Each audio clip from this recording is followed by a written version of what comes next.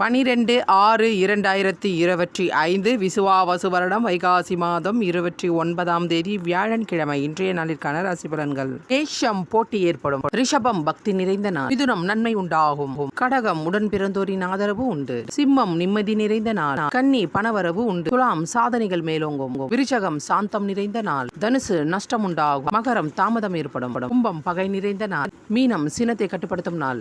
ரிஷபராசிக்கு சந்திராஷ்டமம். ரிஷபராசி நேயர்களே, இன்றைய நாள் முழுவதும் உங்களுக்கு சந்திராஷ்டமம் உள்ளது. அதனால் எந்த விதமான புது ஒப்பந்தங்களில் கையெழுத்திடக்கூடாது. புதிய முயற்சிகளில் ஈடுபடக்கூடாது. அதே போல் தொலைதூர பிரயாணத்தை தவிர்க்கப்பட வேண்டும். வெளியே செல்லும் பொழுது உங்களுடைய விலை உயர்ந்த பொருட்களை பாதுகாப்பாக வைத்துக் கொள்ளுங்கள். ஒருவருக்கு சந்திராஷ்டமம் நடக்கும் பொழுது மறதி ஏற்படும்.